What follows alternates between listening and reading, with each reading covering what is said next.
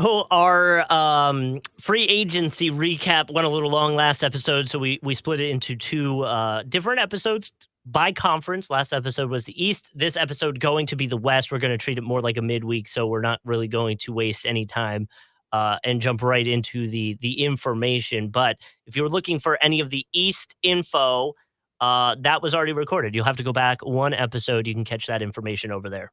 Yeah, and let the record show, like, tweet us, let us know, because I mean, we were like Justin and I are recording that episode, and we kind of have this mental mark where, I think everyone knows now by this point, or if you're a new listener, welcome. But we go for about an hour, give or take, unless it's a midweek episode, and even sometimes they go long.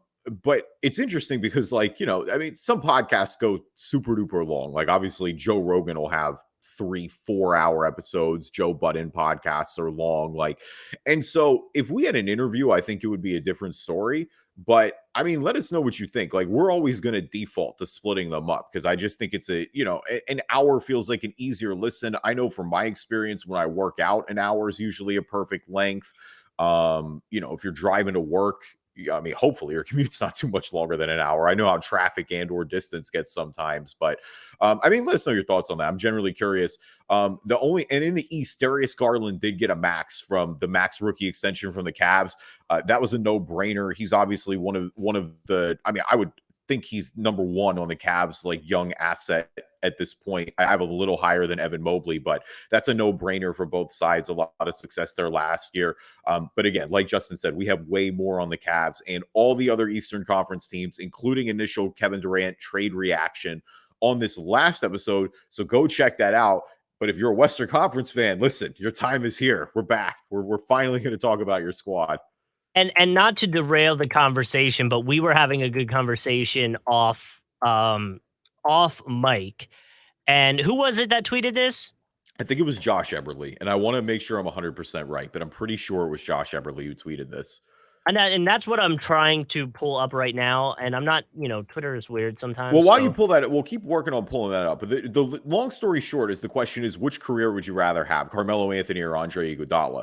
And it's funny because I said to Justin before we started, I said, I have a clear answer on this. And I wanted to kind of like see what Justin was thinking. And Justin goes, I think I'm leaning Iggy right now. And I said, oh my God, okay, we got to talk about this because I'm 100% Carmelo Anthony. Like, yeah. I think the only reason that this conversation is close is because Iguodala's won 4 rings. I think now, granted, Iguodala's been an all-star. He's got the finals MVP trophy for 2015. He should have a dunk contest to his name. Still not, not going to get over that either. Robbed by Nate Robinson. Just, pure thievery. But realistic, and I mean, that's the thing. If Iguodala wasn't a winner, I guess, in the sense, if he hadn't been on this Warriors team, if he had just been on, like, say he had been on the Rockets teams that went to the conference finals, or maybe he had only won 1 ring, say he was on the Bucks team from a few years ago, or he's on that Lakers bubble squad, I don't even think this would be a competition. Like, I think the only reason that people are viewing this as a comparison is because Carmelo Anthony doesn't have a title. Like, Carmelo Anthony is a first ballot Hall of Famer. He's one of the greatest scorers in NBA history. He's had a multi 15+ year career. He's got an NCAA title at Syracuse. I don't know. Like, I'm always going to go. I mean, people objectively will, almost everyone would agree that Carmelo Anthony is a better basketball player. Now, I'm with you because I think winning, to me, I'm with you. Like, I want to win too. Like, if you're in the NBA, I'd want to have at least one. It's hard for me to say, I'm guaranteeing myself. Maybe, I mean, I guess Carmelo Anthony's career is not over. He could very well get one here at the end of his career. Still a free agent, unsure where he's going to go, whether it's back to the Lakers or somewhere else. But I think, it kind of all goes back to me where if Iguodala didn't have those rings, which I guess that takes the whole point out of the argument. But so I'm always going to default for Melo, I guess. I found the tweet. It is from Josh. It says, would you rather have Andre Iguodala's career or Carmelo Anthony's career? And it was a poll. 23,819 votes. Sick. And 56% says Anthony. So it is, I mean, it's close. Because Carmelo Anthony has never won, it's a better conversation. If Carmelo Anthony had one ring, and again, ifs, what's, like, I don't want to change the argument too much, but if Carmelo Anthony has one ring, I think it's like 95-5. So Josh responded with that. He said, can be the 4-time champ, 2-time gold medalist, and an all-star, or 4-time gold medalist, 10-time All-Star, top 12 scorer of I didn't all even time. think about it. Carmelo Anthony is maybe the greatest Team USA Olympian ever, too. Like, that is a genuine That valid does point to his resume. yeah, that is swinging it a little bit more for me Now, because I hadn't Iguodala's got 2 as well. Like, that's the thing is like right. Iguodala's on Team USA. Like, But he's he's good enough to be also on that squad. like say Carmelo's goes to whatever team and they win a ring and then he adds a ring to this like you were saying, it's a no doubt at that point you're probably saying Carmelo. It just right now because there isn't an NBA win. I don't know. Like it just makes it hard for me to say because like that's the end goal, always the goal, right? Well, it's a personal decision too. Is it's like, do you want to win? Like, I Right, get that. If right. you want to win, then yeah, you're gonna pick Iguodala every time. He's got 4 of them. Yeah. Yeah. That's crazy. And So, then as and I mean, someone says 238 mil versus 148 mil career earnings. That's kind of crazy that they're not that far off. no, they're really not. Iguodala was a max player at one point, essentially. Yeah. He got multiple big contract. I mean, his last contract with the Sixers was pretty large. And then obviously the initial one with the Warriors. I mean, when he was a free agent. Oh boy. Uh-oh.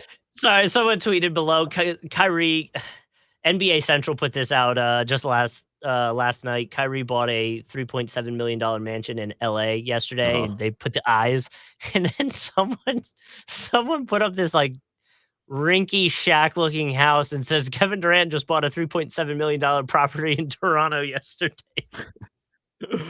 Oh Oh boy. God. But all right. Um, So either way, I think it's a lot closer than maybe off first thought for either side if you're wherever you landed on that conversation, you know? If you really want to get weird in the trade machine too, because the only reason I'm giving the Kyrie Irving to LA a little bit of legitimacy now is because Chris Haynes talked about it, and like Chris is Yeah. plugged in. I mean, when I go to NBA news, like I have a rule of thumb with NBA free agency, and this is I'm telling you, this is how I avoid getting duped every time. I have Mm. a list with 3 people on it: Wojnarowski, Shams, and Chris Haynes. They're the only 3 that matter. I mean, obviously, so like Joe Engel's wife tweeted about his decision. Obviously, if they want to do something funny, then so be it. Like, what are you going Yeah. to do? Those are the 3 that I'm watching every time. When it starts to come with them from them, I'm like, okay, you know what? We got something here. Like they're not really, they're all plugged in. They all, I mean, Woj more, it feels like Shams, I guess, in the discussion of these two, like I think Shams is a little more tapped in on the player front, where I think Woj is tapped in a little more on the front office front. Mhm. Obviously, they're both phenomenal at their jobs because they both outscoop each other all the time. Um, and I mean, Chris is catching up. Like Chris has some good ones too. He's super tapped in with the players. Um, and so, I mean, but whenever it comes from them, I mean, and again, he made a point to clarify afterwards that these are just initial conversations.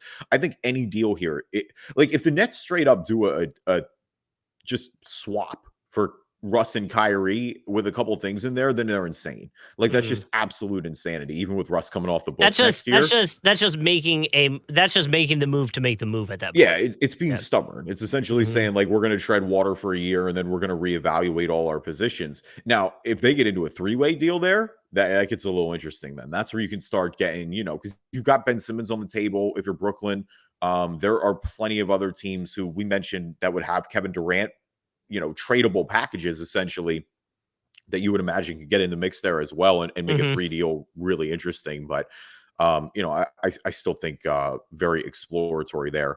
All right, so we're gonna do these teams. We're gonna do the West strictly in regular season win order, the way we did for the East. So I know the Warriors are defending champs, but you guys are third on this podcast. If you're Houston, you're out of luck. You're going last. So without further ado, let's Mm. get right into it. Phoenix up first. Devin Booker coming back on the big extension, 4 years, $214 million. Also just brought in Josh Okogie from Minnesota as well. Obviously, there's still a lot looming with Phoenix. They've been one of the teams mentioned for Kevin Durant. Regardless of what happens with that, too, you got to get the DeAndre Ayton situation figured out. So it certainly does. Again, Book is a no-brainer bringing back. I think keeping Book as well out of any Kevin Durant discussions is intelligent. I think if you're going to make a real run at winning the title, you need all 3 of them with Chris Paul, with Book, and with Kevin Durant. I like Okogie. He played a lot of good minutes for Minnesota. He's again adds to the depth of that Phoenix team, which it seemed to be their strength last year. It certainly did in the regular season, at least. Again, they feel like an I team for me. They're an incomplete right now because there's especially even just with Ayton alone, like that's a large factor looming over this team for the rest of the season or the off Yeah. season. Yeah, and that's the thing is I mean, I really feel like we haven't seen much from them yet because they have to figure out the Ayton thing first, and or a potential trade for Kevin Durant first. You know, like we haven't seen much, and we'll go. It's kind of like it's like an incomplete for them yet. Well, and Ayton destinations are drying up. Like that's the thing is, you know, you can see Detroit making a play. Detroit's still got all that cap space. Hmm. Um, I mean, Minnesota, you thought maybe, I mean, that I was stunned that Minnesota went too big. So we'll go there. Obviously, they were in the market for a big. They're not. I could have seen Chicago getting into it if they wanted to move on from Vooch essentially.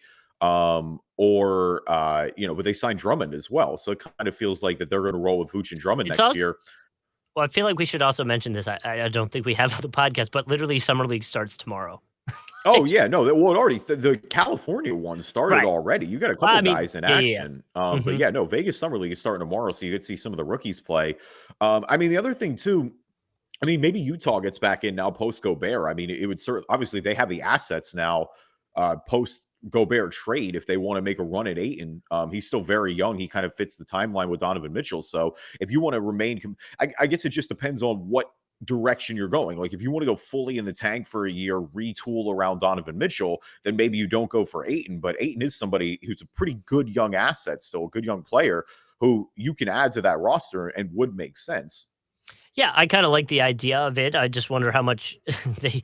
We'll get into the Gobert stuff a little later, but Yeah. it really threw a wrench in a lot of the market talk, and at least the value that now will be expected for Kevin Durant, you'd imagine, is going to be way leaning that direction because I mean that's the thought process. If Gobert went for that much, and no offense to Gobert, Durant's obviously better. And so you would imagine he's going to require more than that to get from the Nets. And so that's a lot of assets that are going to be moving around. Richard Jefferson's been on a roll. I think I talked about last week when Paulo Banchero photoshopped him in KD, and RJ was just like, "Paulo, don't do that. They're going to trade you in that situation, bud. You're going to Brooklyn."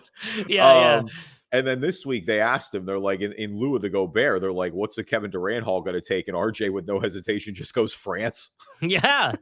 It's true though. I mean, It seriously, really is. Well, I don't want to keep getting away. Let's get right into Memphis. Ja Morant coming back, 5 years, good. 231 mil. Again, no brainer Lock there. him down. Yep. He's the guy. You lock him down. Tyus Jones is back too on a 2-year, $30 million deal. I thought he was really good for them last year, especially, and now with the absence of DeAnthony Melton too, I think they want to keep a guard. So I really like that pickup for them as well, or that I guess retaining Tyus Jones for them as well. I'm still a little surprised they let Melton go to the Sixers. I know that they got the first round pick back. But it just felt like Melton was the type of bench guy that you'd want to see Memphis spend money on. But I mean, regardless, again, you got to be excited about this Grizz. Everyone that's the main pieces of this Grizz core are still in place here. Like Desmond Bain is there. Hmm. Really, if anything, it's going to be about early on in the season in terms of seeding, just surviving the Jaren Jackson injury, just with him out 4 to 6 months. We talked about that briefly and who's balling, who's fallen last week. But I mean, yeah, you're going to miss him all the training camp, probably the first, I would say, 2 months of the regular season minimum. I mean, if this is a 4-month injury, I realistically, there's a chance you don't see him until after Christmas. So, it's going to be about weathering that storm right now. But I mean, yeah, if you're Memphis, look, I feel pretty good if I'm Memphis the way that I took the champs to the wire, the way I played them. It feels like matchup wise, they're the best equipped to go after Golden State. But Yeah. yeah, with their Well, core in place, you don't really need to do anything drastic here anyway. And they are again, they could, if they decide to go after Durant, and again, it feels like that's the thing that's looming over everybody right now, right? They have the legitimate pieces to do it. Like Memphis has one of the better trade do you packages, in my opinion, that you could put around to go after Durant. do you think it's going to be one of those things where like free agency or the trades and stuff are probably going to slow up until there's a Kevin Durant that kind of opens the floodgates again? I know we already had a lot of movement, but maybe now it's just everybody's kind of waiting to see what happens and where it happens, you know? Yeah, I mean, now that Gobert is done, I mean, maybe if the Sixers move Tobias Harris, that'd be the biggest move But I even think I then, could see like, left. even then, like, don't you think like most teams would be like, well, let's wait to see what happens here and I see if don't think every team would, because I think there are teams that just don't have enough to get Kevin Durant, and I think they okay, have to go. But like, you can't be held you got to go hostage about your by business. KD. Like, I think realistically, like if you're an NBA GM, you should have a pretty good tempo on what your chances are of getting Kevin Durant and bringing him back. Yeah, Um, but I don't think that because certain if you even if you want to get KD, you may have to make certain moves anyway. So certain teams may need to retool. But no, largely, I don't think he's going to hold the whole league at gunpoint right now. I don't think it's that because I mean, if he did, you would have seen the Gobert move. Put it that way. Like I think that was a team going with Minnesota, going, "Yo, this is our swing. We're moving it." But I think for teams that are on the fence and have enough people, like with Phoenix, for example, Phoenix and Memphis are two that stand out. And I mean, Phoenix explicitly has been mentioned as a destination along with Miami. Yeah, for them, I think you absolutely are, looking at all your. I mean, if you're Miami, you have to look at options. you do. I would imagine in general, moving with Kyle Lowry, Bam Adebayo, because I mean, I don't know if Miami's able to keep Bam and Jimmy and get KD, then they just put Pat Riley like in. I mean, he's already know he's a Hall of Famer, but like just give him a whole wing at this point. That would be absolutely astounding. But let's get right into the champs, Golden State. Well, I mean, Golden State has been Another characterized team that by. apparently might make a run at Kevin Durant, which No, I is mean, look, they have the pieces to do, which again, I I mean, we talked know. about everything that the Warriors have done that allowed them to win this last title that we praised are the reasons that would allow them to be in this situation. And I mean, in the case of Kuminga, like Kuminga is still really young and is going to only get better. James Wiseman, again, he hasn't really played at all. So if he gets on the But court and he's gives you but anything, you got to feel but good about that. and I will say there's a headline right now, just came out actually this morning, like 45 minutes ago as of recording this, that Wiseman's on track to play in summer league and have a Well, that'd debut be in good. summer league. Genuinely, regardless of anything, I would love to see James Wiseman play again because I Yeah. mean, just it's been setback after setback. I'd love to see him get on the floor as the number 2 overall pick. I mean, he's a guy that we thought was really NBA ready right away, and we just haven't really Mhm. had that chance. I mean, departure wise, Gary Payton's going to Portland, which we'll talk about a little bit, but obviously Mhm. he was crucial in their rotation in the finals. Otto Porter is gone. But you bring in you bring Kevon Looney back 3 years, $25.5 million. And then you bring in Dante DiVincenzo, which Yep. again, he can shoot the basketball. We saw him do it at Villanova. We saw him do it in Sacramento. Like that's going to be DiVincenzo is strictly going to be like his tenure, I guess, with Golden State is going to be defined about whether he just keeps hitting his looks or not. But if he's a Yep. great shooter, you look at it and you go, oh, yeah, this is exactly the type of guy that Golden State loves to bring in, that this is a cool move for them, essentially, that won't really cost that much, but could pay huge dividends down the line. Well, With Looney, I mean, yeah, and from that, just give the stars a few minutes of rest. You know, like that's really the end game at that point is just be able to take a Curry or a Clay or somebody like that off the court for 5 minutes and still have a shooting option and have production. You know. well, and Looney with obviously with the big three will always be their homegrown core there, but like Kevon Looney's a big part of that as well. Like he's their drafted by them. He played absolutely a ton of key minutes in their runs last year. Like the way he Mhm. dominated the offensive glass defensively, the way he stepped up in the interior. Obviously, like he's never going to be a dynamic offensive threat, but he's a guy that does a lot of the dirty work for the Warriors really well. And I mean, if you look at just his advanced numbers, the beyond the stat sheet things that Kevon Looney does, like it's exactly the type of guy that you want to bring back. Obviously, he gets rewarded with that too, with the biggest contract of his career, $25.5 million. Like you knew that, like it was Looney, GP, and Otto Porter. I think you would hope to maybe bring 2 of those 3 back. I mean, you got one of them back, obviously, in Looney. The other 2 are gone, but I think DiVincenzo, assuming he works out, will offset that a little bit. Because you lost Nemanja Bjelica too, who wasn't super huge in their playoff runs, but he did play some minutes in the finals. Mhm. Good minutes as well there. He's going back overseas to Europe. I believe he's going to Turkey. And so, probably done NBA wise, but I like again what the Warriors have done to reset this rotation. And more importantly, like I think your young guys are going to be playing more anyway. Like when you've got Kuminga playing, you imagine he gets a lot of minutes. Again, if Wiseman plays, like your center position all of a sudden is figured out when you've got him and Looney, you don't even need to worry about your bigs that much. And it adds more, Wiseman obviously way more offensive upside. That would add a dimension to the Warriors team that they haven't really had. I mean, not at least since Draymond was a real offensive threat.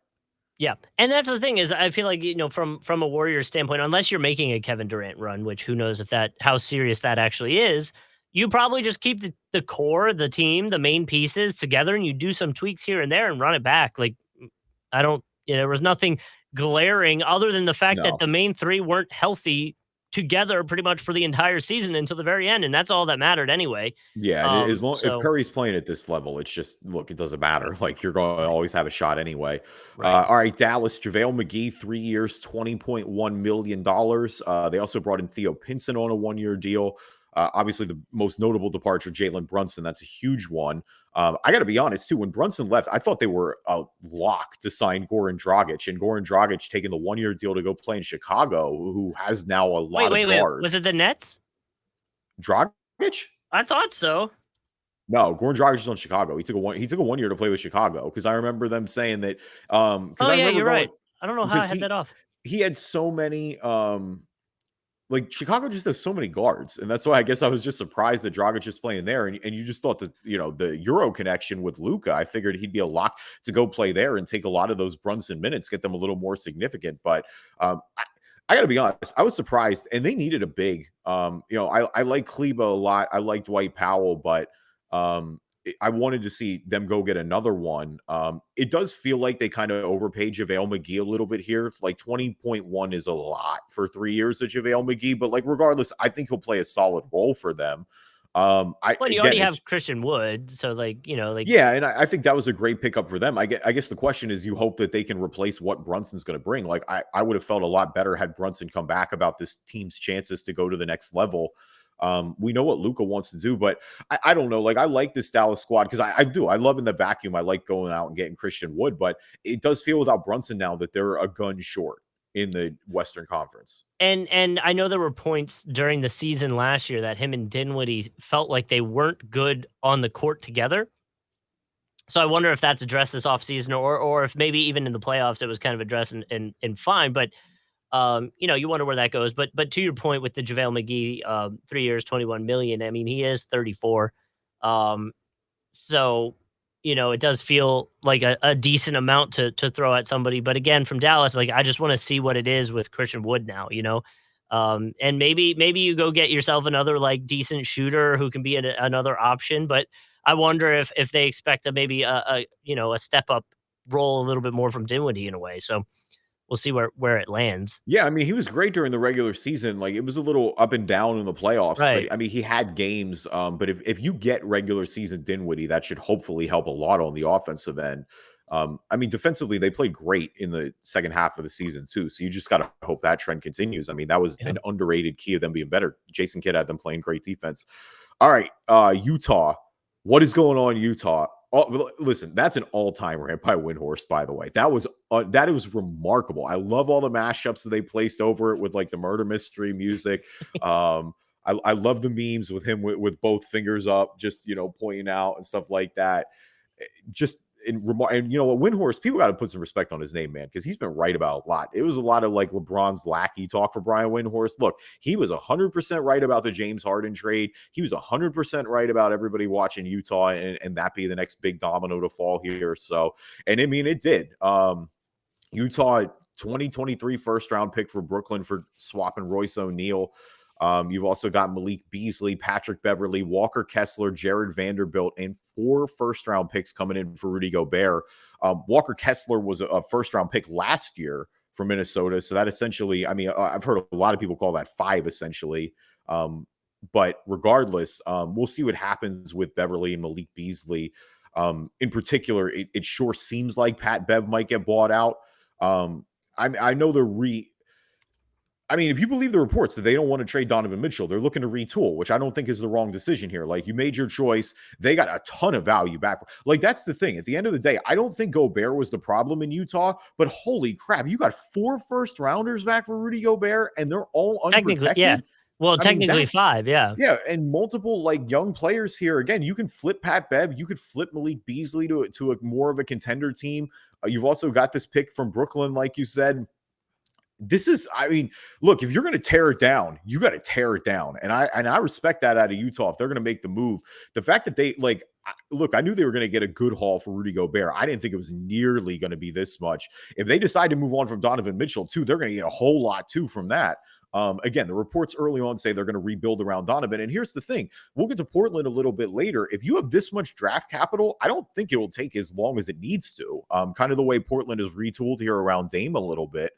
I like the flexibility. If Donovan gives you the inclination that he wants out, he'll still have a ton of value. You'll be able to move him for a really good haul. But yeah, for a Utah team that seemed like it had peaked, this was not only making that decision, this was aggressively making it and getting a great haul. Like, Utah is going to stink next year, probably. So I think in that sense, like, it's a little tougher to watch. But look, if you're going to burn it down, you got to burn it down. And in that sense, like, they'll have a lot of flexibility going forward.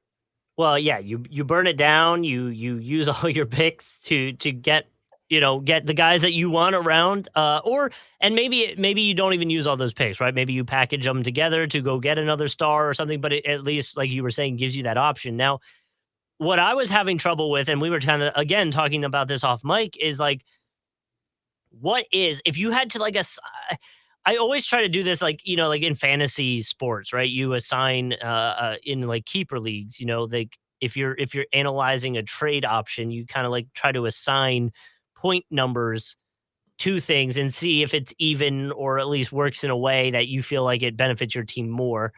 And so what I have trouble with is like, what value in terms of a first round pick do you put on that? Because 4 is a ton. 5 technically is a ton of picks to be sending for Rudy Gobert, who is great, but he's not like an offensive juggernaut. And again, we'll talk about the Timberwolves. Like, there's gonna be some questions on how him and Cat will vibe. Well, let's just talk about the Timberwolves, because the Timberwolves are 2 up anyway. Like, Denver will come back to you. This is the only time we'll go out of order. But so Minnesota, besides the trade, obviously, we just said what they had out. They bring in Rudy Gobert. Mm-hmm. They bring back Taurean Prince for 2 years, 16 mil. They bring in Kyle Anderson. That's a good pickup, I think. 2 years, 18 mil.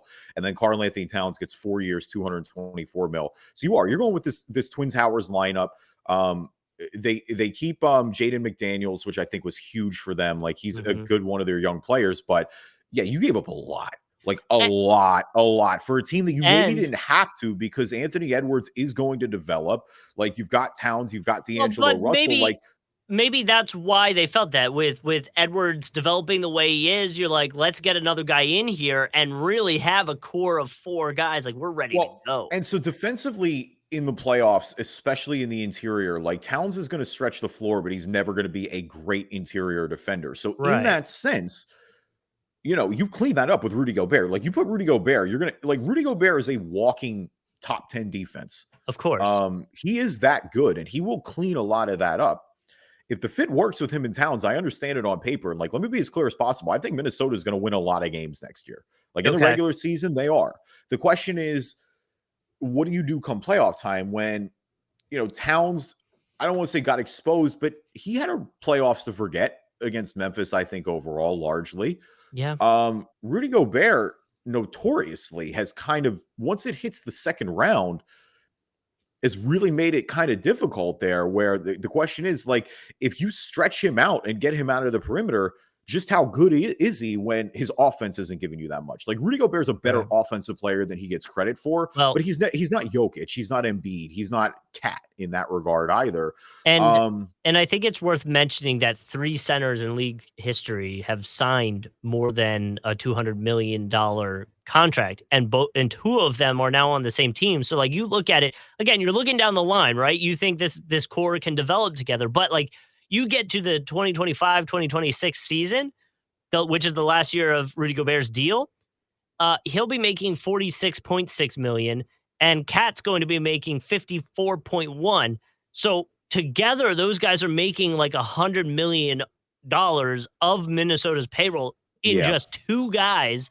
And Edwards eventually, like these guys, other guys are going to get paid. So that's a lot of money on guys. Like again, and so my buddy and I were talking about this. He's like, "Do you think this can work?" And he's a Philly guy, so his response was, "It didn't with Al Horford and Embiid." And I was like, "Well, they're totally different kind of games in a way." And then what I said is like, what I always go back to when people ask if two bigs can work is I go back to when Boogie and AD were cooking for like 40-ish games, maybe it was Yeah, 20. we got robbed of seeing the full Yeah. potential of that experiment big time because they were figuring it out. You For know how they sure. do like people put out the tweets like, what's the biggest what if NBA thing that you want? A lot of times that's my first thing that comes to mind is like, what would have AD and Boogie looked like if they had a full season? Like how I would have far loved would to they see have them in the gone? playoffs. Yeah, I would Yeah. have loved to see how well it worked in the playoffs because it was Because they getting were there in New Orleans. cooking at one point. Yeah. They were doing so good for the Pelicans. So like what I was telling him is like we have two examples, and I'm sure there are more, but these are just the first two that came to my mind of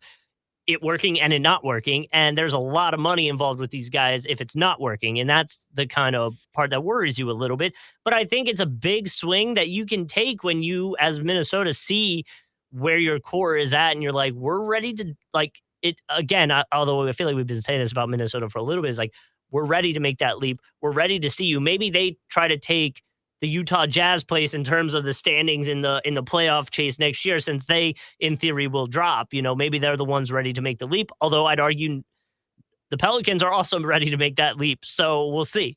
Oh, Minnesota will be better than New Orleans. I'm not there yet. Minnesota, I think, will be better Mm, next year. Like that's the thing. Oh yeah, no, come on, I'm you there. And think? definitely yes. I don't know. I want to see Zion do his thing first I before mean, so I do I. But I still think, right. regardless of Zion, I think even With assuming healthy Ingram Zion, I think and Minnesota's CJ better. McCollum, I don't know. Nah, man, Ant's going to develop too, and I like their top 5 is pretty good. And I mean, Yeah. that's the thing. If this works, it's worth every penny. You can if they go on a deep playoff run, if they, get to the finals, get to the conference finals, like the value of the first round picks, I guess, all just kind of depend on how this plays out. And I mean, that's really because I think, like, I go back recently to when Drew Holiday got traded to Milwaukee, and what I think they gave up 4 first rounders for that too. And everyone was like, "Are you out of your mind that for Drew Hmm. Holiday?" And Drew Holiday is obviously an elite defender, one of the Paid best in off. the league. Yeah. He's a great guard. But yeah, if that didn't work out, it was going to hamstring them big time. Now, the good news for Milwaukee is it worked out. You won a title because if you win one title, it's all worth it. Like that's the I way I agree. view it. The 1 year rental was worth it for Toronto with Kawhi, Drew Holiday. Forget them, F them picks essentially if it all works out. And I think Yeah. that's the way that Minnesota is going to be. Like if this lineup works the way it could on paper, because I like don't get me wrong, I do think this has the potential to work. Like and work really well. And if it all goes right and they go far and win a title and do all that, it's not going to matter. But you're right. You really kind of push the chips all in early here. And I guess my question is if you're going to push 4 first rounders and a ton of young players worth of chips in early, is Gobert the guy that does it? Is Gobert the guy that gets you over the top? Like it for sure addresses one of your, if not biggest concern. But you're right. It feels like an overkill. Like I don't need It to kill an ant with a sledgehammer. Like there and are it other also ways to makes spend all me that money. And it also from a Utah Jazz standpoint, it makes me wonder if maybe they were fielding calls and trades for both guys, Mitchell and Gobert, and maybe Gobert in this aspect, like maybe Donovan just wasn't able to pull in a haul that was close to this. So and he's younger, so they just decided to build around him. Like if you're Utah, that's probably how it was going, right? You're fielding calls on both guys, and you're seeing. I'm not taking less than 4 for Donovan Mitchell after I got this deal. I'll Well, tell that's you what I what. mean, and If and and I now think that and it now you're has. It rolling shifts the with him. market a little bit because I think, you've seen Houston got 4 first rounders for James Harden. That was James Harden. Like Yeah. James Harden was an MVP.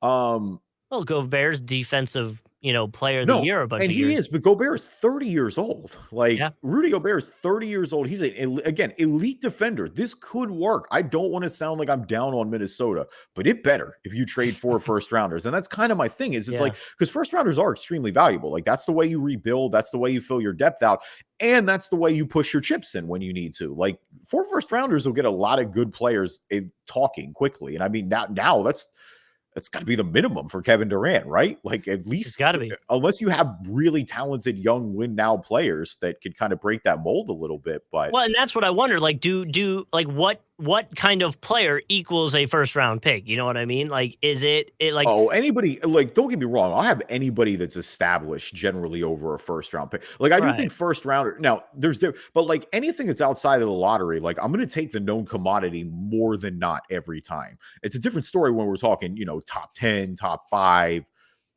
completely, and with protections and things like that. But if it's a lottery pick, like, I'm more often than not going to take the established player. Like, you know, it could, say established player X is a Ferrari. Just really, let's go a little lower. Ferrari feels like it should be for the top. So let's say established player X is a Land Rover. Really nice car. Like, you got a solid SUV. It could Hmm. last a long time. You're really satisfied with it, or you got the mystery box. It could be a Land Rover. Or it could be something way worse. And that's kind Yeah. of the thing, is where it's like I'm always more often than not going to know the established commodity. But yeah, if I'm rebuilding, like, picks are the most valuable commodity you have if you're rebuilding, because that's how you go out and get good players if you're not going to build through the draft. Like, or do you just have all the swings in the world? Because the draft, we can see that work out. Both Hmm. strategies, like, that's why OKC's accumulated all these picks.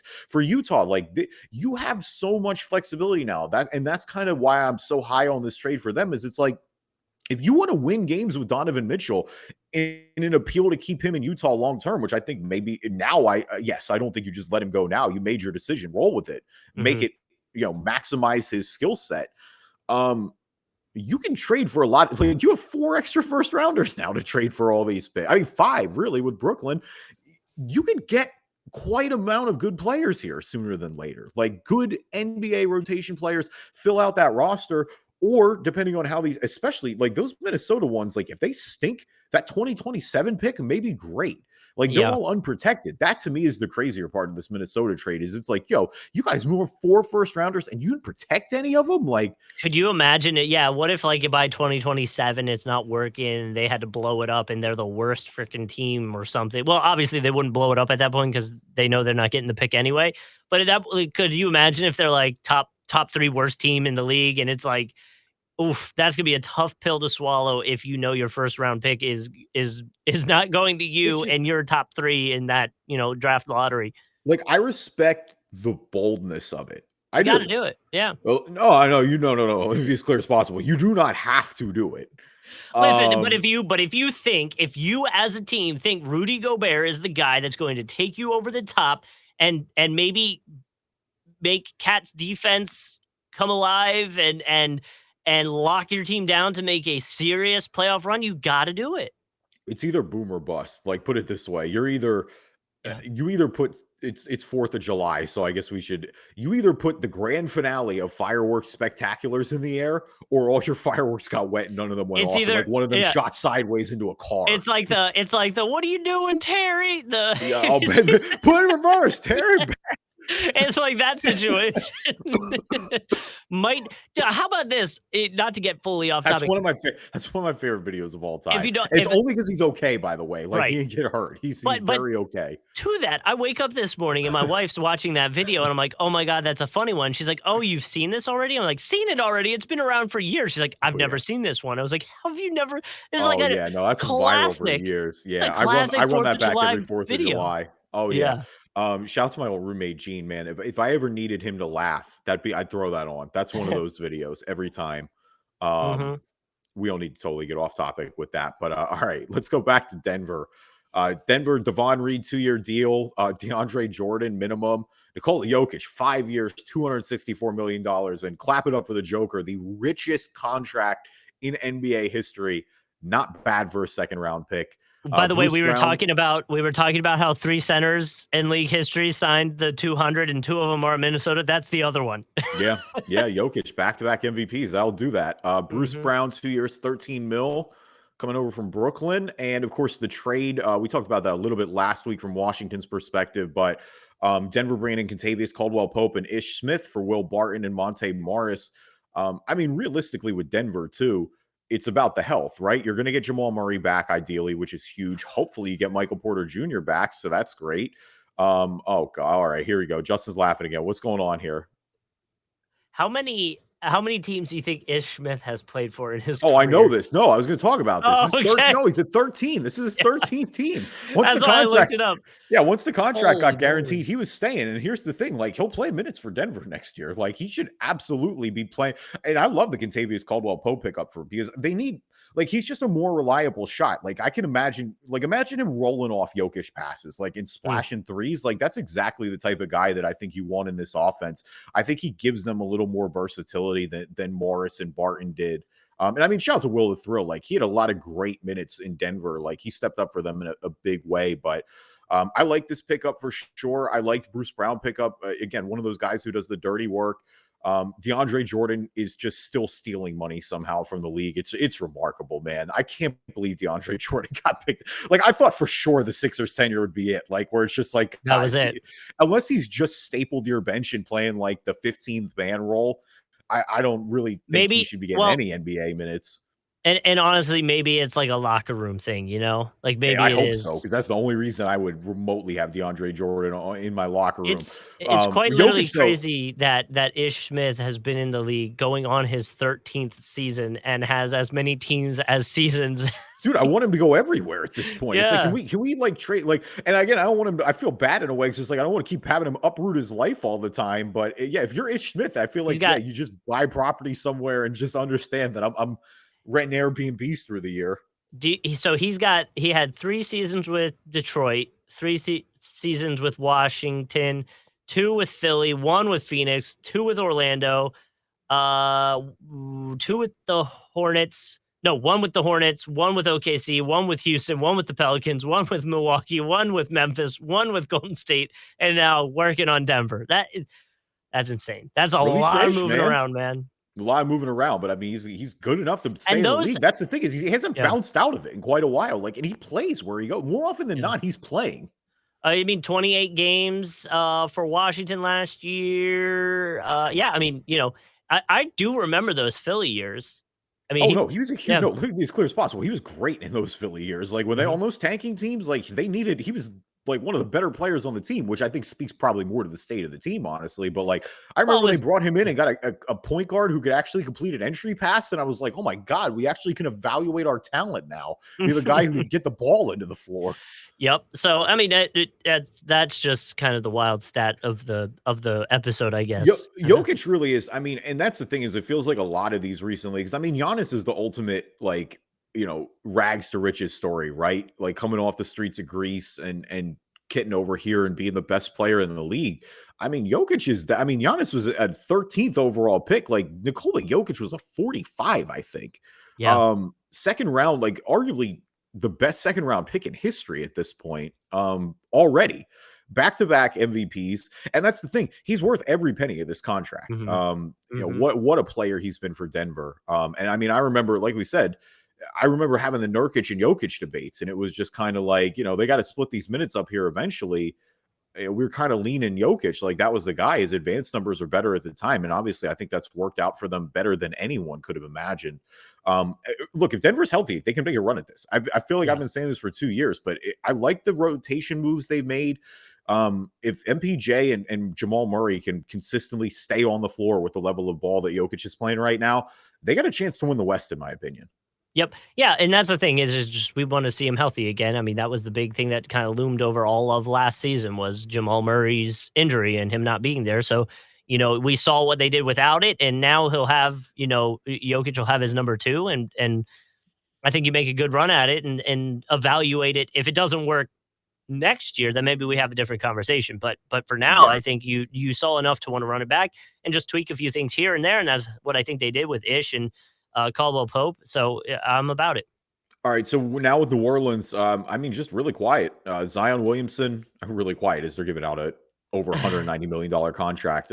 With incentives, it's up to $231 million. With Zion Williamson signing the max 5 years. If he makes all NBA, he makes a lot more money, obviously, among other staying on the floor incentives. But I think if nothing else, more importantly, because I mean, at the end of the season, realistically, because we know that the relationship was bad there at one point. Like there were articles are coming out. There was that particular, I mean, the Mardi Gras float was particularly ugly, where they painted Zion as the king cake baby essentially. Mm-hmm. Um, and then, it started as the season really after the CJ McCollum trade. Like, I hate to just keep going back to that as the flashpoint. And again, give Willie Green a lot of credit for the job he did there in his first year. But, it sure felt like they got Zion back in the fold. Everyone's got excited there again. And for a guy who was under a lot of fire, give David Griffin a lot of credit. A lot of his decisions have hit. Herb Jones is a good pick. Finding Jose Alvarado, Brandon Ingram, obviously, since coming over, has continued to develop his game and look like a really good scorer, a guy that you build around. And he bet on them kind of just adding legitimacy to that floor. They get into the play-in game last year, so it's already where you're kind of playing with house money. Now you have the potential of adding Zion to the mix. Like, look, we know the story with this at this point. Zion's got to stay healthy. Like, we know what he is when he's healthy. He's an all NBA level talent. He's an all-star level guy who will absolutely be worth every penny of this contract. And the Pelicans will go as he goes. Like, they're going to be fine regardless in terms of they'll be a good NBA team and will hang around kind of like that, I think, 6 to 10 range of the Western Conference in the play-in territory with everybody they got. But yeah, the ceiling looks a lot higher with Zion Williamson, of course, if you add him into this lineup. But if he's bought in and really taking care of his body and, getting ready to go, there aren't these trade rumors that are going to hang over your head. Like, you just put that to bed right away and give Zion credit. Zion said right after the season ended that he was going to sign this contract as soon as he could. And he did. They didn't drag this out. It wasn't dramatic.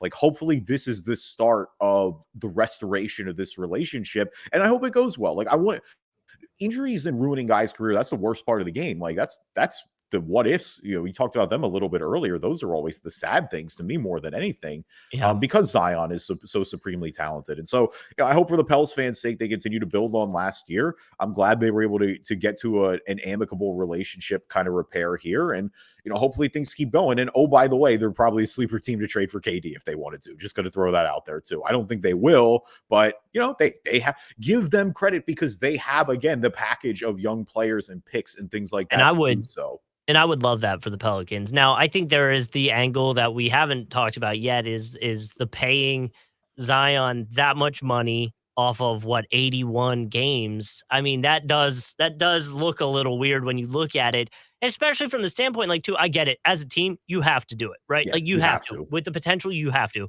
But part of me also wants to be like, this dude has just been whining on your team about wanting this, wanting that, not playing, and family members are making comments, and you're not showing up for things, and rumors are saying you're not, being attentive in meetings. And so, like, part of me feels like I would have wanted to, stick it to him in a way. But I think at the end of the day, it's what you got to do. You don't really have an option. You pay the man, and you hope it works out. And if not, then, that sucks. But you don't want it to work out on another team because then you really look dumb. So that's kind of how you have to approach that one, Like, yeah, well, no, 100%. That's the thing is it's just, and in all the case of all that drama, again, I think the way that the second half cleaned up, and I think Yeah. everything from that point has. But even remember when CJ McCollum ended up on the team and he was like, I haven't heard from Zion, or Zion was like, I haven't heard from him. And it's like, dude, what are we doing here? 2 days later, it was repaired and everything I was know. going in the right direction. And that's kind of the thing is it's like they're trending the right way. Yes. And I'm going to believe the actions louder Yes. than the words. I think you both can get over that really quickly, They especially with a better. $190 million Yeah. contract. I think that will help a lot too. You just got a ton of money to get over it. So You're right, exactly. So the Clippers, we talked about John Wall a little bit, 2 years, yep. $13.2 million, one of the greatest all-time financial NBA years. I mean, 40 mil from the Rockets before he's even played. And then he's getting, it's about 7 mil a year roughly from the Clippers, more closer to 6.5. Nick Batum coming back 2 years, $22 million. We talked about Ivica Zubac, 3 years, 33 mil. Amir Coffey, 3 years, 11 mil. I mean, look, it's just a lot of bringing their own guys back. We saw what the Clippers depth did last year, playing without Paul George for a large portion of it and playing without Kawhi Leonard for any of it. So yeah, I think the Clippers on paper have one of the deeper rosters in the NBA right now. Like, they're really, assuming the two or the health of the top two guys up there, you would imagine that they have a real shot to not only win the Western Conference, but make a run at a championship. So, give them kudos to them locking their guys down. And again, I think the Wall experiment to me is all house money. If he's Hmm. great, or if he can give you anything, like even if he's your backup point guard. But I think that with him and Reggie Jackson, you've got that pretty solidified. Obviously, Reggie was super, super good for them last year. If Wall stinks, so be it. He was your backup guard. There was all the incentive in the world, take the flyer. If he even gives you flashes of what he used to be, then it's great. Zubac has been really solid for them. Nick Batum has had a bit of a resurrection there since going out to LA. So yeah, I mean, again, it's all on paper. You got to see the top two guys stay healthy, but it was especially too with as great of a coach as Ty Lue is, there's no reason to not be high on this team for next year. Like there are going to be a lot of people, I think, picking them to win the conference. And when you look at the roster, pretty easy to see why. Yep, yep, and I like it, like you were saying with, Batum. I was just looking up, like, if he's shooting, last 2 years for them, yeah, last 2 years for them, he's shooting around, 40% from 3. If he's providing that, plus all the guys being healthy, ready to run it back, a little John Wall, if he's even giving you a glimpse of what he can do, you're sitting pretty and definitely gonna be one of the favorites in the West. 100%. So going to San Antonio, we talked about DeJounte Murray from the Atlanta perspective last episode. But again, a reminder for San Antonio's haul. They got Charlotte's 2023 first round pick, Atlanta's 2025 and 2027 first rounders, as well as Danilo Gallinari, who's going to get bought out. Yeah, I mean, clearly, I guess the biggest surprise with me with San Antonio here, I have two. One is that Pop is excited, apparently. Like, Pop is really looking forward to coaching these young guys. And that was kind of my point, is where it's like when you're so obviously going in the tank here for San Antonio, you wonder if this just is the time for Pop to hang it up. Clearly he's getting older now at this point. I mean, and then the obvious decision, or I guess the second part of it was, I only guess I'm a little surprised because I feel like they could tank and still keep DeJounte Murray. Like he was just at But that. but to Like that, remember he's only 25 years old. You know what I mean? Like I know he's great, but like he's not going to carry you to that many wins if you get rid of but everybody else. But in his press conference with Atlanta, he talked about how they had the conversation and he said he wanted to go win. So I think Yeah. from a Spurs standpoint, that was a player first mentality. Let the guy who provided you with so many years already go get the wins when you know your team's not going to be going for that. So I think that was a player friendly move that is a like look good for the league and the other players down the line type thing as well. I mean, winless for Wembenyama feels like the easy hashtag, but I know we used that for Wiggins way back in the day. So we'll have to. I'm trying to figure out one with a V, like victory list for Victor. Is that going to be the? That might be the hashtag this year. But I think Spurs official team account can't tweet that out, but I think we know what the vibes are there. Sort of hashtag, yeah. All right, for the Lakers, bringing in Troy Brown Jr. on a 1-year minimum, Damian Jones on a 2-year deal. Also bringing in Lonnie Walker the fourth from San Antonio, 1 year, $6.5 million deal. The jokes are a lot of these guys are clutch guys, so they're getting their stimulus package. I do like the Lonnie Walker pickup. I think he's a guy that you take a flyer on. There's still, he's a first rounder not too long ago. No, he isn't fully panned out the way that you would hope for with the Spurs, but he's a great guy off the court too. So he's an easy one to root for. For the Lakers, I guess we'll just see. I mean, the Kyrie thing is looming large right now. Yeah. Russ has obviously opted in. You're rolling with him for a year. I think a lot of this comes back to Anthony Davis's health too. I mean, that's the other obvious point, is it's like AD's got to be better. So you hope that he is if they want to make a run at anything. Yeah, I mean, it just feels like for the Lakers, like if they don't make a big move, then what do we really expect from them to do anything different next year? So hopefully they can make a big move. Like you said, Kyrie's been in the rumors, and these seem like little minor things and additions here and there. And like you said with Lonnie Walker, it'll be nice to get a little more bench depth production out of him a bit. But there's nothing, at least from a Lakers standpoint, to fully get excited about yet. No, yeah. I mean, again, you got to see it turn around, and then just unfortunately, we'll see what happens with Russ. I guess that's what it all comes down to. Mhm. But hopefully, it's a little bit better than it was last year. But We big shall TBD. see. Mhm. Sacramento bringing in Malik Monk, 2 years, $19 million deal, and then making the trade for Kevin Herter, sending Justin Holiday, Mo Harkless, and a lottery protected 2024 first to Atlanta. They wanted some more wing depth, and I think Herter and Malik Monk, I mean, especially from an offensive perspective, certainly give you that. Malik Monk was genuinely one of the few success stories from the Lakers last year. I mean, this is a guy who was basically like hanging on the fringes of the league, went out and had an absolutely phenomenal season, could shoot the basketball. I was really high on him coming out of Kentucky way back in the day, just because of the offensive upside. Herter, obviously, we've seen what he does when he gets going.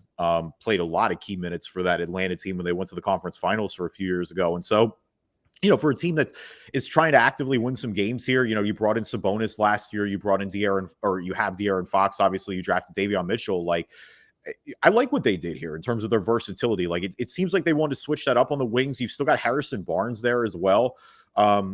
It's solid. These are two solid. I mean, again, it's nothing changing the game, I think, in Sacramento, but it certainly feels like they're a better team. And I like that. I like that package for going to get Herter. It doesn't feel like they gave up anything significant. Well, and I remember when we talked about Herter from the Hawks perspective in last episode, you can go check that out. I was kind of talking about how he, fell short in the playoffs, and he did. You go look at his numbers; they were lower than normal. But from a career standpoint, last year in 74 games, he shot career highs in points. He pretty much tied rebounds. Was down in assists, but that's okay. And field goal percentage, 3-point percentage, free throw percent, effective field goal, all career highs or higher than career average.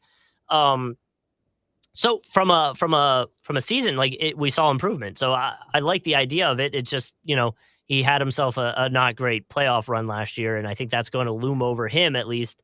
And from the team that always has stuff looming over them with Sacramento's, it's like, you got to just prove it to me. I'm not going to believe in the team until we see them, until we see them start doing it. Like, I don't want to. Fancy a break, man. We got to get Sacramento back in the playoffs. Good Lord. All right. Portland, Gary Payton, the second 3 years, $28 million. Drew Eubanks on a 1-year deal. Bringing Yusuf Nurkic back 4 years, $70 million. And Anthony Simons, 4 years, $100 million. Shout out to a Central Florida man getting his bag. I mean, look, if they want to retool around, like bringing Nurkic back, I mean, Simons was a no-brainer for me, without a doubt. I mean, Simons is post CJ McCollum trade just absolutely lit it up. He's absolutely a guy that looks to be a big part of that team going forward. If you're going to retool quickly around Dame, then I think you absolutely bring Nurkic back. Like, Nurkic is only 28 years old still, which kind of surprised me. It feels like he's older. That's completely a gut thing that I can't explain. But him and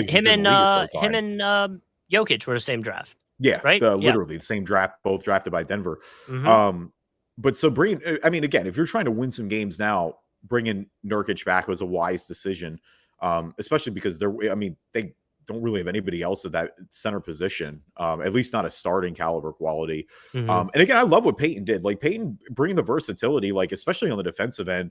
I think when he's playing with Simons, with Dame, he can clean up some things a little bit. So you got to love what he did for the Warriors last year, the way he's played himself into this contract. And yeah, I mean, maybe it's a little bit of a slight overpay, but I think that's the type of move that Portland needs to make if they're going to rebuild.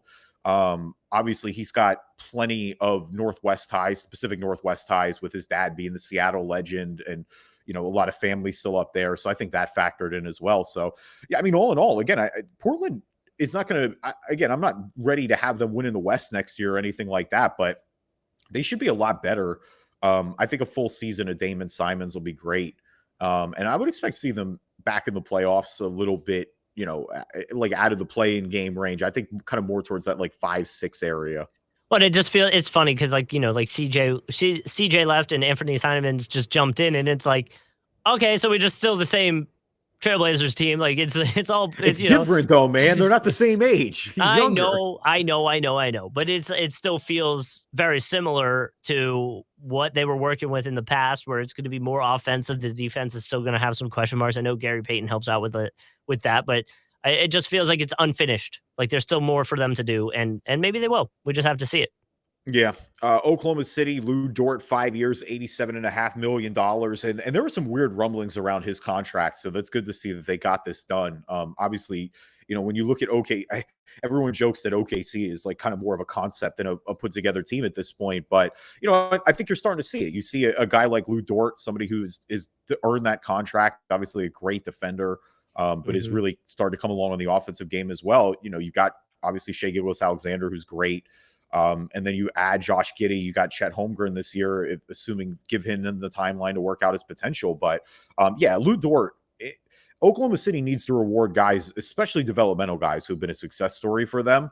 When you have all these picks and you don't have to, I don't know that, or I know we know their timeline isn't fully established yet, but you don't just like kind of let guys drift in the wind No. because they're a little ahead of it. Like this is an easy decision for OKC, and I'm glad that nobody overthought I would this. I would like to, from a 3-point percentage, I mean, he's taking a lot of threes and it's still the 3-point percentage is still around 33%. So maybe to see that pop up a little bit more. But again, that's like we're getting nitpicky on a team that's, towards the bottom of the league anyway. And so, the fact that he's got the production that he has in his third year, we've seen, significant growth each year, and picking up more minutes, more responsibilities in a way.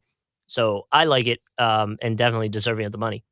Yeah, and then last but not least, you got Houston. Again, pretty quiet overall, but they're bringing back Jay Sean Tate here on a 3-year, $22.1 million story or $1 million contract. Obviously, Tate's a little bit older; he's 26 years old, but he's been a pretty good pickup, success story, developmental wise for Houston.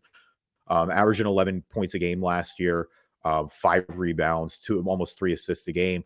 But yeah, no, this is again the type of contract that I think you give out here. He fits your timeline. You have bring a guy like Jay Sean Tate because he does a lot of the energy plays as well. Like you love the confidence that he plays with. You bring him there. I mean, you've got Jalen Green, obviously, who's really started to come on in the second half of last year. Şengün looked like a good prospect. I love picking up Jabari Smith for them. He's a guy that I personally had number 1 on my board. They got him at 3. I think he's pretty NBA ready. So, yeah, I mean, kind of to the same point with Oklahoma, obviously not to the extent of Lou Dort, but I think this is one of those situations where you're Houston, where you reward a guy who wants to be there. He's played well for you. He's played hard for you. And you keep him there. He's got a lot of value, and hopefully he continues to see success as you put your pieces together.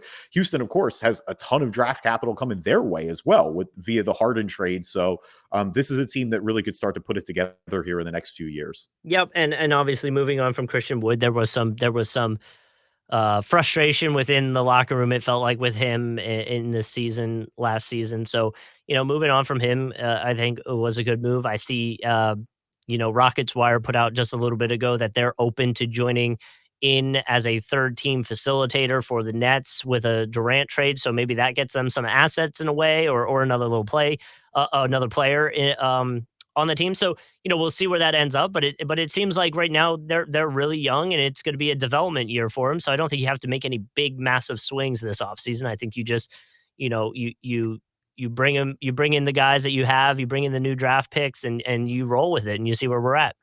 Yeah, and they're 100%. I mean, Houston is the type of team like Houston, Oklahoma City, teams like that towards the bottom. Like they are the ones where you should be trying to facilitate a 3-way deal here, because especially with some of these Kevin Durant teams, and I guess this is kind of what we'll close on. Like our final thoughts on this is like with the Kevin Durant situation, there aren't many teams. Like I can think of a couple off top who I think have the packages of players and picks right now. Like Memphis is one. If Ayton opts back in, Ayton and Bridges and picks will get me to pick up the phone call for Phoenix. Hmm. I think the Sixers might, if they put Maxey in. I think Boston could, but they're not going to. And I'm not saying that's wrong. Like, let me be as clear as possible. But if Boston puts Jaylen Brown in a trade, for example, then everyone on earth is picking up the phone over there in Brooklyn. You got to at least have the conversation. Yeah. I don't think Boston needs to, though. Like they're one of those teams is where it's like you just made the finals, you But, added quality depth. Nah, but like but they're in a weird situation where I get both. They're not wrong either way. Um, Memphis is, or I mentioned Memphis. I think Memphis could. New Orleans, I think sneaky could. Toronto it really is the one to watch. I think because Toronto's in a position where they're going to win games now, but I think there's a pretty hard limit on games that they're going to win. If you trade for Kevin Durant, like you have a lot of good players that Brooklyn would be interested in. Because I mean, you're giving up one of Siakam and Scotty Barnes minimum, maybe both. And then, look at an OG Anunoby type who apparently is a little disgruntled there. Chris Boucher is back on a deal. So they'll have guys that they can move. I don't know though. It's going to be interesting. I mean, there's a lot of 3-way swaps too. That's the thing is like, I've heard the Ben Simmons to Utah rumors, a couple of guys get involved there. Cause I mean, if Utah threw Donovan Mitchell into the mix and sends that back to Brooklyn, then all of a sudden I think that haul isn't as ridiculous as it is. You know what I mean? Like, Mhm. I know Rudy Gobert is an all-star level player, but like it's Kevin Durant. Like Kevin Durant's at worst case scenario the third best player in the league. Like Yeah. I've got Giannis one. I think I've still got I don't know, man. Steph's run was crazy. And Steph is gonna age. So like I've had KD at 2, and I had KD at 1 the past 2 seasons. Um it's him and Steph at 2 and 3, in my opinion. And that's where it starts to get a little, really 4 through 10 is a little more up in the air, in my opinion. LeBron Uh, not a lock at 4? no, not at this point. Not with his age at this point of his Okay. career. I mean, my 10, I guess I should count these out. So you've got Giannis, KD, and Steph are my 3 unmovable. Sure. LeBron's got to be in there. I think Jokic and Embiid need to be in there. I think Kawhi, when healthy, is in there. I think that's what gets tough. I think Tatum is probably there. I think Jimmy is probably there, and I think Luca is probably there. I think that's my 10. I got to work on that order. Obviously, I think that's all over the place. Dame is really close. I mean, you're going to have a lot of Booker? guys Do knocking you on the have Booker door. on that list by chance? No, I don't have Booker there yet. Chris Paul, I would have. I think he's probably just outside of it right now. Mhm. Because Jimmy is tough because Jimmy's not a regular season guy, but in the playoffs, there aren't many people I want Jimmy more than. Ja? Or Ja is knocking on the door. Like Ja Yeah. is one of those guys who's knocking on the door. I think Tatum is there. I mean, Paul George is right there too when he's healthy. I mean, Damian Lillard, like I said, is right there as well. I mean, who are we missing? I said Jokic. Jokic and Embiid are the only 2 bigs. I mean, Anthony Davis should be, but Maybe he'll again, get there. need to see it consistently. I don't think who are we missing anybody in the East? We mentioned Brooklyn. I don't have Kyrie there because of his Jimmy? injury liability. No, Jimmy's in my 10 You for said sure. Jimmy? Okay, okay. Yeah, I've got no Jimmy's in my 10 for sure. Trae? Boston, Trae I've got Young? Tatum. Trae Young at all? Trey's too much of a liability defensively. Like he's Yeah. up there. Trey is definitely climbing the ladder quick because he is that good offensively. But like he just has that fatal flaw a little bit in a way. Mhm. But offensively, he's without a doubt top 10. Okay. Well, I don't know. I'm gonna keep thinking about. I think about the order a little bit more because it's kind of my. It's funny too because when I rank my like all time NBA players, did I'm you the say same way. AD? I mentioned him. I think he's Okay, outside okay. right now because of the Yeah, injuries. yeah. Um, I think my top 3, like all time in the NBA, is set right now in stone. But then I'm kind of the same way. It's where it's like that I have a little more tiered out, but with Steph coming into the top 10 for me, then it was kind of like figure out the rest. Like my top 3 are like I have MJ at 1, I have LeBron at 2, and I have Kareem Abdul-Jabbar at 3. Like that to me it's unchangeable right now. Mhm. Mhm. Um, and then after that, it's where it starts to be a little more of a jumble because it's like you've got Tim Duncan and you've got Steph and you've got not Kevin Durant. You've got I think KD's close, but I don't think he's top 10. Mhm. You've got Shaq and Kobe and Hakeem Olajuwon and Wilt and Bill Russell and Magic and Larry Bird, and it's like how do you tier out all these guys?